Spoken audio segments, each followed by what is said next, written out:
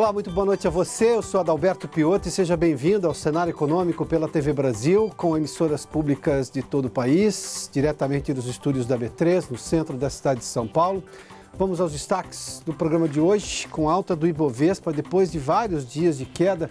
O Ibovespa reagiu com altas hoje, sobretudo de ações como Petrobras, que também estavam amargando quedas muito importantes, tanto as ordinárias quanto as preferenciais. E os bancos também subiram hoje. Vários bancos tiveram alta expressiva no Ibovespa, são os pesos maiores do principal índice da Bolsa de Valores de São Paulo.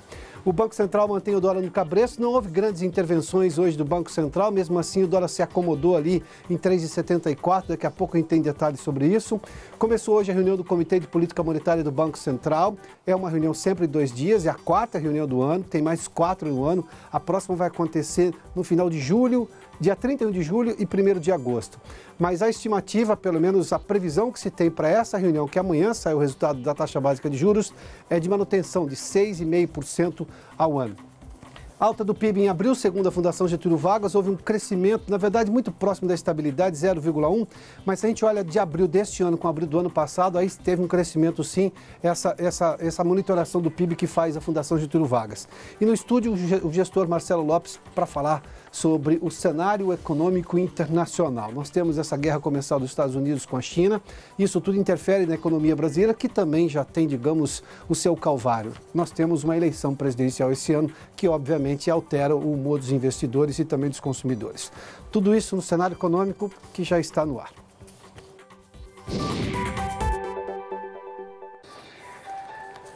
Começou hoje a nova reunião do Comitê de Política Monetária, a 4ª do ano, como eu disse há pouco, são sempre 8 reuniões por ano.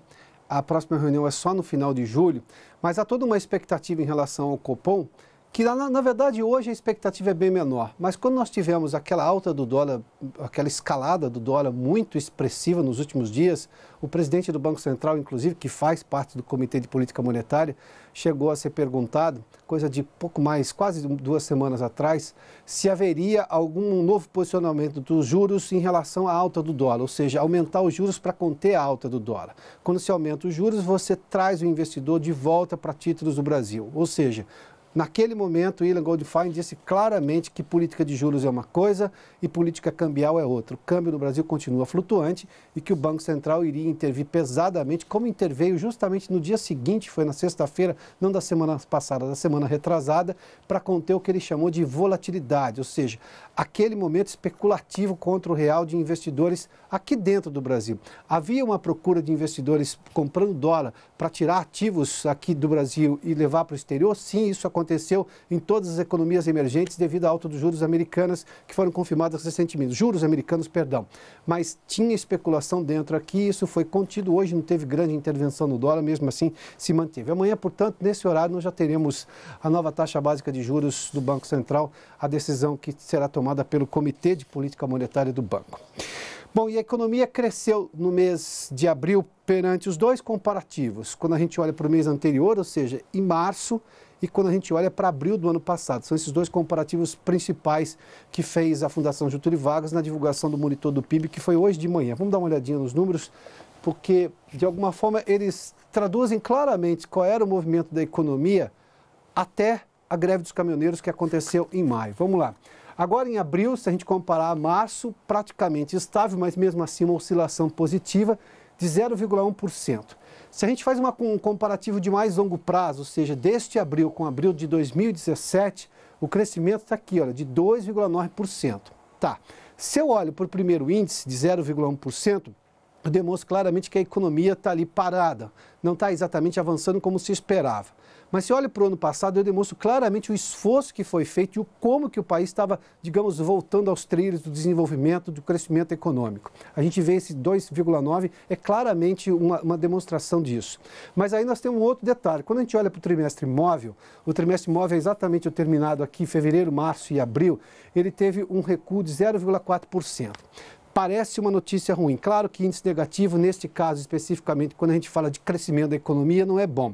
Mas o trimestre móvel terminado em abril é comparado com aquele de novembro, dezembro e janeiro, que obviamente os meses de novembro e dezembro são sempre de crescimento e ainda nós tínhamos naquele momento uma expectativa muito grande de crescimento da economia. esse começo de ano tende a ser mais frio. Mas o problema não está exatamente nesse 0,4, o problema está aqui, se nós tivéssemos um crescimento de abril perante a março um pouco melhor. E claro, isso tudo é até abril. Quando a gente olhar para o crescimento de maio, que aí já tem a interferência direta da greve dos caminhoneiros, provavelmente os números vão ficar um pouquinho mais abaixo, sobretudo do crescimento mensal, de mês a mês deste ano. Vamos ver os destaques de abril, o que foi que cresceu em abril. A indústria de transformação cresceu 10,8%, isso é extremamente expressivo. O comércio teve um crescimento de 7,2%, transportes com 6,5%, e a construção, 5,1%. Para se ter uma ideia, a construção estava há 48 meses numa situação difícil.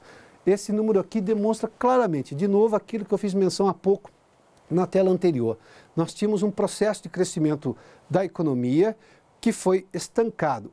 Em princípio, por digamos, uma questão eleitoral, de preocupações com quem poderá ganhar a eleição no mês de outubro, sobretudo a eleição presidencial e o comprometimento desses candidatos com os processos de reforma que tiraram o país da crise, isso é óbvio, isso está muito claro para ser percebido. Mas, enfim, aqui depois, em maio, nós tivemos a greve dos caminhoneiros e isso vai ter interferência direta nisso tudo, de alguma forma esfria muito os ânimos. Quer ver? Tem um outro detalhe, o consumo das famílias cresceu, que é muito importante para fazer o cálculo do PIB, cresceu 3% no mês de abril. 3%. O destaque fica para bens duráveis. Bens duráveis é, por exemplo, geladeira, fogão, carro, essas coisas todas, ou seja, uma troca de móveis da casa, isso tudo são bens duráveis. O crescimento foi de 17%, ou seja, as pessoas estavam encontrando crédito e confiando para pagar isso, porque são compras que normalmente não são feitas à vista, sobretudo carro e geladeira, são preços mais altos para a média da população brasileira. Carro é para todo mundo, mas, ou seja, mesmo esses utensílios domésticos mais caros, ou seja, geladeira, linha branca, fogão e tudo mais, ou seja, as pessoas estavam encontrando crédito e estavam apostando na economia porque estão comprando de longo prazo. E quando a gente vê para o lado do investimento das empresas, a formação bruta de capital fixo teve um crescimento de 5,7%. Sabe qual foi o destaque? Está aqui, olha, máquinas e equipamentos, crescimento de 12,1%. Quem está investindo em máquinas e equipamentos está apostando no crescimento da economia. Mas, de novo, tudo isso era até abril, obviamente o humor pode ter mudado depois de maio. Esses números do PIB aqui. Bom, as incertezas que colocam os investidores em compasso de espera também mexem, obviamente, com o humor dos consumidores. A intenção de consumo das famílias caiu agora no mês de junho. A Flávia Grossi, no Rio de Janeiro, está conosco e tem detalhes. Oi, Flávia, boa noite. Boa noite, Piotr. Boa noite a todos. A pesquisa da Confederação Nacional do Comércio mostra que a intenção de consumo das famílias brasileiras em junho foi de 86,7 pontos. Esse índice registrou uma queda de 0,5% na comparação com maio. Já na comparação anual, teve uma alta aí de 12,4%. O índice de intenção de consumo, ele varia de 0 a 200 pontos e ele mede o quanto que as famílias estão dispostas a gastar naquele mês. Quando esse índice registra abaixo de 100 pontos, isso mostra que aquela família não está satisfeita com as relações, com as condições de consumo. Segundo a CNC, o que pode ter motivado essa queda? A greve dos caminhoneiros, com a consequente paralisação de algumas linhas de produção, além da alta do dólar. O levantamento mostra ainda, Piotr, que 42,8% das famílias entrevistadas declararam que estão dispostas a gastar menos este ano do que em 2017. Mesmo considerando os impactos da greve dos caminhoneiros, a CNC mantém uma expectativa de crescimento do comércio e aponta aí uma alta de 5% no varejo ampliado, que inclui aí gastos com combustíveis, alimentos, veículos automotores e materiais de construção. Voltamos com você, Piotr. Muito obrigado, Flávia. Bom, duas coisas aí para considerar. A Flávia nos traz exatamente os números da intenção de consumo de junho. Ou seja, a gente viu ali que o crescimento do consumo das famílias foi de 3% no mês de abril. Para se ter uma ideia o quanto que mudou a expectativa dos brasileiros depois do solavanco da greve dos caminhoneiros em maio, ou seja, muda o humor, evidentemente. E a outra coisa é que este país tem um negócio chamado demanda reprimida. Esse é o nome técnico que os economistas usam para dizer que as pessoas têm desejo de comprar. O que falta, evidentemente, é confiança na economia, condições financeiras para tal, que é poder aquisitivo e, claro, taxas de juros que permitam com que elas consigam comprar sem pagar 2, 3 vezes o mesmo produto. Ou seja, mas essa é a lógica que o investidor estrangeiro, quando olha para o Brasil, apesar de todos os problemas que nós temos aqui, e nós temos falado deles com muita frequência, aqui é o país onde se pode crescer bastante por muito tempo, porque você tem exatamente um mercado gigantesco a ser explorado. Bom, ainda falando sobre as agruras e a vida de consumidor, uma pesquisa da Confederação Nacional de Abastecimento, a CONAB, mostra que em maio, ou seja, devido justamente àquela greve dos caminhoneiros, houve o que as famílias perceberam, a dona de casa percebeu, todos que vão ao supermercado perceberam, que houve aumento do preço das hortaliças. A Vanessa Casalim tem mais detalhes sobre isso, daqui a pouco eu tenho um outro comentário sobre essa situação. Vanessa. Oi, Piotr. Boa noite para você, boa noite a todos. O preço das hortaliças e também das frutas mais consumidas no país ficaram mais altos com a greve dos caminhoneiros.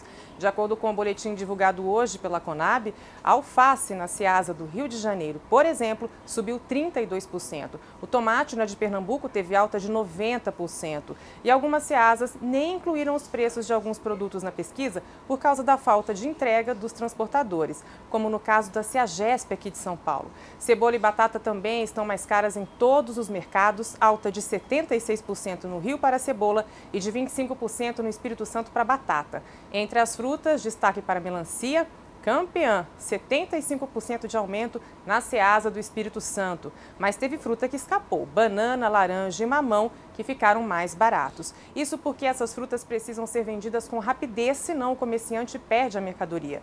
Com isso, os preços praticados foram os mesmos ou até mais baixos do que antes da greve, de acordo com a Conab. Entre os legumes, a cenoura também não teve alta. A tendência agora, segundo a companhia, é de que a situação melhore em alguns meses com a safra de inverno. Por enquanto, a dica é apostar em hortaliças que tiveram queda de preços independentemente da greve dos caminhoneiros. É o caso de couve-flor, berinjela, jiló, agrião e chuchu. Entre as frutas, tangerina, caju, abacaxi e morango são boas opções, Piotr.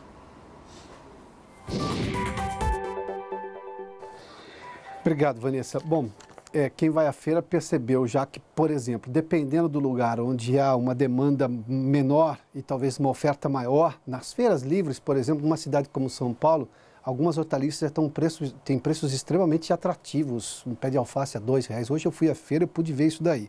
Agora, o que não baixou de preço na cidade de São Paulo é cebola.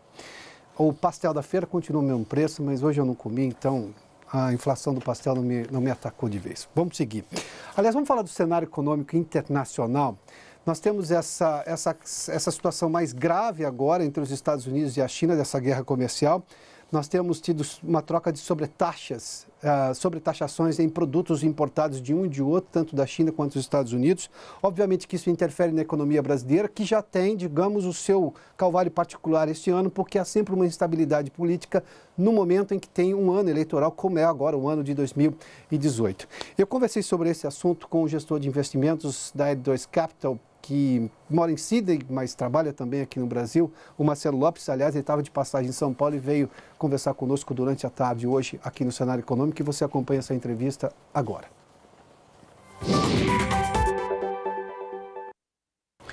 Marcelo, bem-vindo mais uma vez aqui. Obrigado, aliás, Piotr, é um prazer. Nesse estúdio novo, né? Parabéns. Desde a última vez que você foi à Austrália, você não tinha vindo aqui ainda, né? Não, primeira vez. Marcelo está conosco, veio da Austrália recentemente, está trabalhando esses dias pelo Brasil. Aliás, desse seu voo de lá para cá, que eu sei é um voo longo, quando você chega ao Brasil, as notícias não são das mais positivas. Nós temos um mercado muito turbulento.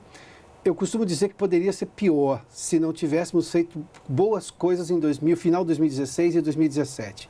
Mas na sua perspectiva, por que a gente ainda está sofrendo tanto solavanco com a economia? Hoje a Bolsa até está se melhorando, ensaiou uma recuperação, o dólar está sendo contido pelas intervenções do Banco Central com venda de swap. Mas por que você acha que a gente ainda está sofrendo muito solavanco?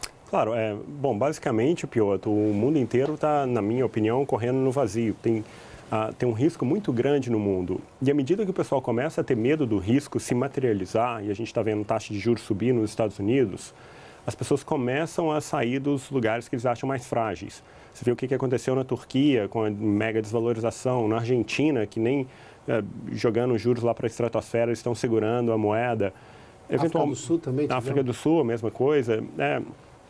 a corda começa a arrebentar do lado mais fraco. Então, começa com Bitcoin, que em dezembro estava $19 mil, hoje está 6 mil e alguma coisa.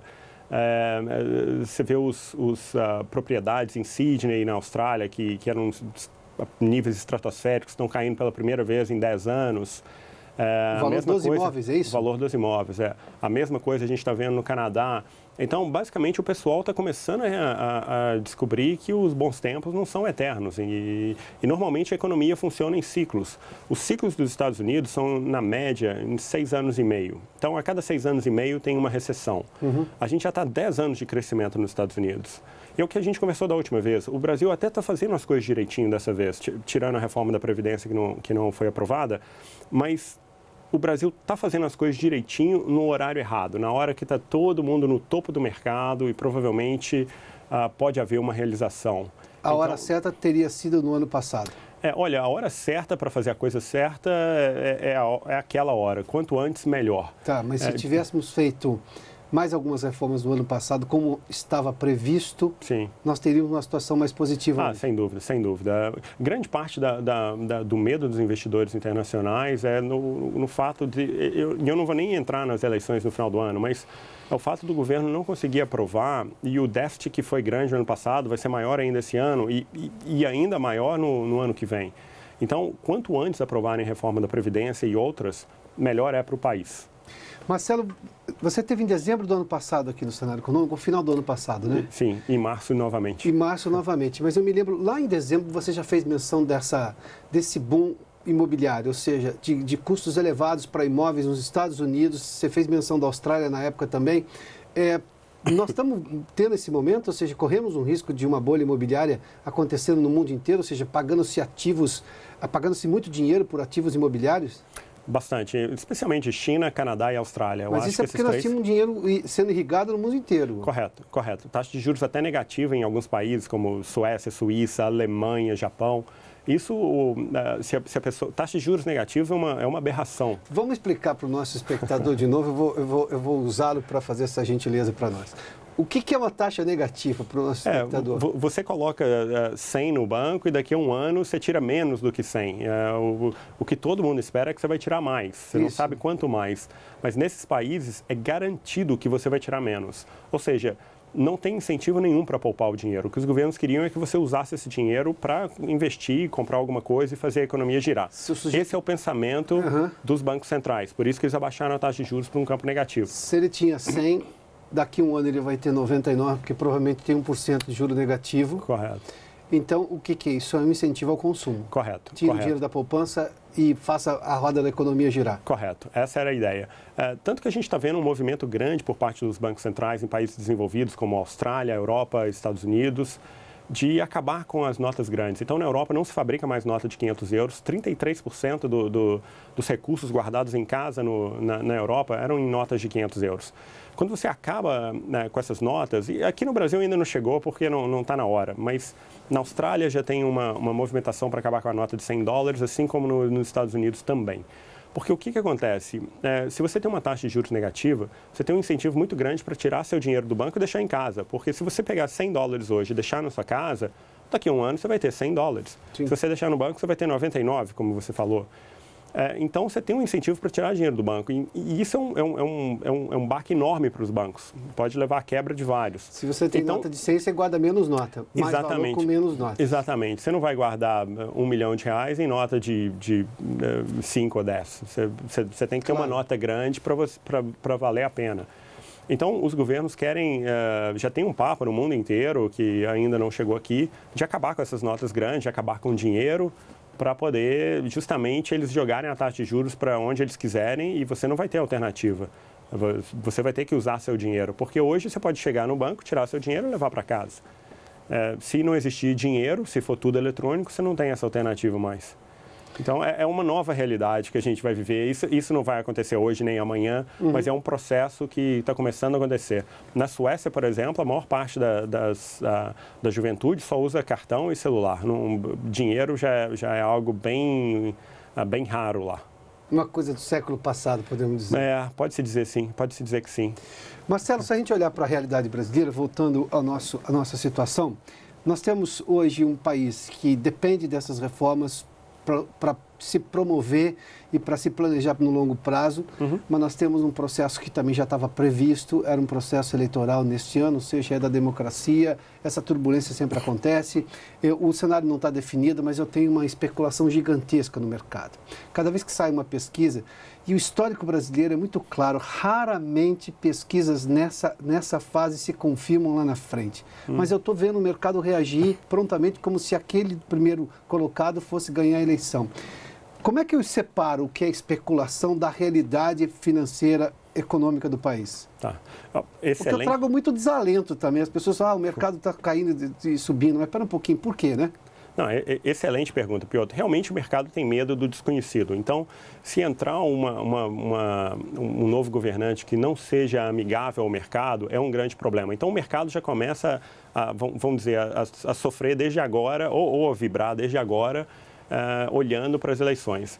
Mas, na minha modesta opinião, Piotr, pouca coisa vai mudar, porque ainda que venha um candidato bacana, bom, ganhe as eleições, ele vai ter que lidar com o Congresso, que vai mudar muito pouco. Então, para passar as reformas no ano que vem, eu acho que esse é o grande problema, você vai ter que lidar com a mesma turma que está aí esse ano e a gente já sabe a dificuldade que foi o ano passado, ano retrasado, e a gente imagina que vai ter a mesma dificuldade no ano que vem com o Congresso novo. Marcelo, você é um profissional de alto gabarito que está trabalhando com uma empresa, nesse momento morando na Austrália, embora ela tenha atuação aqui no Brasil. A razão de você estar aqui esses dias no Brasil é justamente essa.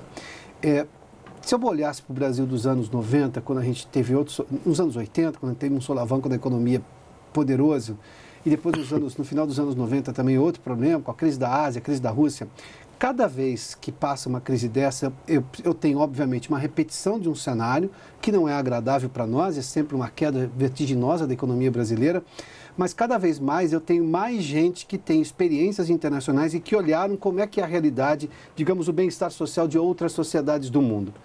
Isso não vai pesar na hora do eleitor começar a pensar em quem ele vai votar? Ou eu vou ter simplesmente uma fuga de cérebro, as pessoas simplesmente deixam o país e aí acontece o que for, seja lá o que Deus quiser? Olha, é difícil especular nesse sentido, Piotr, mas eu vejo muita gente boa saindo, ao mesmo tempo que muita gente bacana se forma aqui e trabalha aqui e tenta fazer alguma coisa bacana para o país. E isso é ótimo. É difícil responder essa sua pergunta com precisão. Eu acho que a gente tem que aguardar para ver, mas o Brasil é um país fantástico. O Brasil tem diversas oportunidades, tem um mercado grande, tem uma economia, se não fosse tão machucada pelo Estado, uma economia vibrante que certamente iria crescer mais. Eu tenho um consumidor disposto a consumir, que é das coisas mais difíceis de se conseguir, sem dúvida, sem dúvida. Tem demanda reprimida, esse é o nome técnico, demanda reprimida. Olha, o brasileiro consome pagando juros de cartão de crédito a 10% ao mês. Se a gente vai para uma demanda... Para você ter uma ideia da demanda reprimida que tem aqui, se esses juros, por exemplo, abaixam para 1% ou 1,5%, acho que ia faltar mercadoria aqui, viu? Que é o tipo de coisa, é por isso que boa parte dos investidores continua olhando para o Brasil de uma forma simpática. Eu tenho onde crescer e crescer muito, não é? Sem dúvida, sem dúvida. Se você está olhando o crescimento, você tem que olhar para o Brasil. Rússia tem um lado muito pesado da intervenção estatal.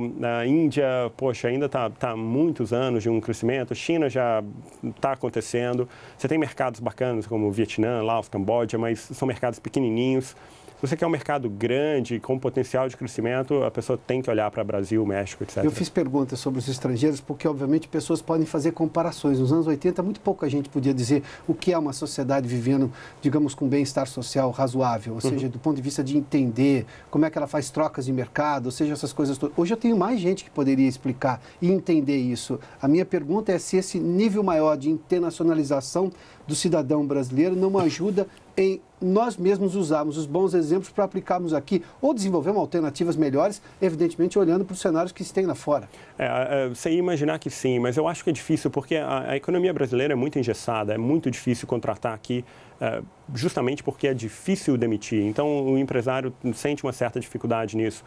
Então, tem várias reformas que poderiam ser feitas aqui no país, que iam liberar o país para um crescimento maior e para o pessoal usar essa experiência e esse aprendizado que eles tiveram antes para fazer alguma coisa bacana para o país agora. Eu acho que, principalmente, a gente tem que reduzir o tamanho do Estado. Isso é a prioridade total. e deixar o país crescer, sem a âncora que é o Estado no pé do Brasil. Marcelo, obrigado pela gentileza da entrevista, viu? Piotr, sempre um prazer. Obrigado. Boa sorte na sua estada aqui ao Brasil. Obrigado. Até mais.